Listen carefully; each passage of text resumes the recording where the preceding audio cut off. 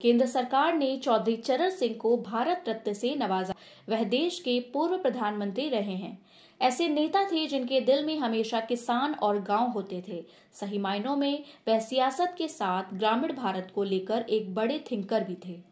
देश के सबसे बड़े सम्मान भारत रत्न देकर एक तरह से केंद्र ने किसानों के प्रति अपनी प्राथमिकता उजागर की है। 84 साल की उम्र में चौधरी चरण सिंह का 29 मई 1987 को दिल्ली में निधन हो गया था। उनका जन्म 23 दिसंबर 1902 में हापुड़ में नूरपुर गांव में जाट परिवार में हुआ था। वैसे तो करियर की शुरुआत उन्होंने वकालत से की, लेकिन गांधी जी के स्वतंत्रता आंदोलन में भाग लेते हुए राजनीति में आए। चरण सिंह ने अपने जीवन में कई दल बनाए और तोड़े। वो सादगी पसंद थे। उन्हें कई बातें सख्त नापसंद थी, जिसमें एक ये थी कि वह शराब पीने वालों को बिल्कुल पसंद नहीं करते थे। वो फिजूल खर्ची जरा भी बर्दाश्त नहीं करते थे।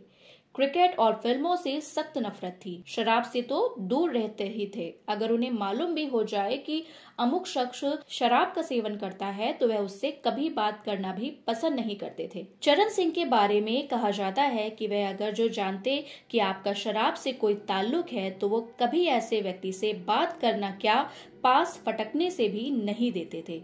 वह इसे बहुत खराब और जीवन को बर्बाद करने वाली चीज मानते थे। उनका जीवन सादगी वाला था। जीवन भर घर और पत्नी का बना सादा खाना ही खाया। पैसे की फिजूल खर्ची कतई बर्दाश्त नहीं कर पाते थे। घर में अगर कोई फालतू बल्ब भी जला हो तो तुरंत बंद करा देते थे।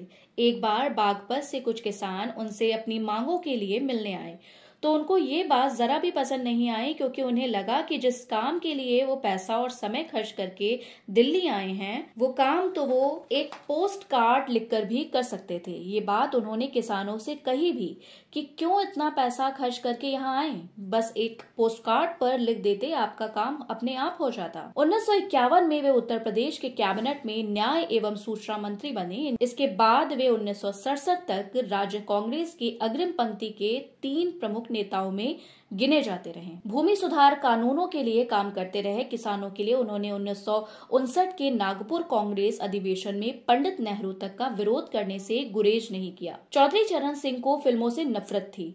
उन्होंने शायद अपने जीवन में कभी कोई फिल्म देखी भी नहीं। वो इसे समय की बर्बादी मानते थे और शायद सांस्कृतिक तौर पर भी पसंद नहीं करते थे। फिल्में वगैरह देखने से उनका दूर दूर का कोई वास्ता नहीं था। वो पसंद नहीं करते थे कि उनके परिवार के लिए कभी पिक्चर हॉल कोई मूवी देखने जाए। चौधरी चरण सिंह ने साल 1967 में कांग्रेस से खुद को अलग कर लिया और वे उत्तर प्रदेश के पहले गैर कांग्रेसी मुख्यमंत्री बने। भारतीय लोक दल के नेता के तौर पर वे जनता गठबंधन से जुड़े, जिसमें उनका दल सबसे बड़ा घटक था। लेकिन राजनीतिक जानकार बताते हैं कि 1974 से वे गठबंधन में अलग थलग हो गए थे और जयप्रकाश नारायण ने जब मोरारजी देसाई को प्रधानमंत्री चुना तो वे बहुत निराश हुए और फिर जब 1979 में प्रधानमंत्री बनने के बाद उन्हें कांग्रेस के समर्थन वापस लेने से इस्तीफा देना पड़ा। वीडियो पसंद आई हो तो लाइक और चैनल को सब्सक्राइब करें, साथ ही बेल आइकन दबाएं ताकि आपको हमारे सभी नए वीडियो का नोटिफिकेशन मिलता रहे।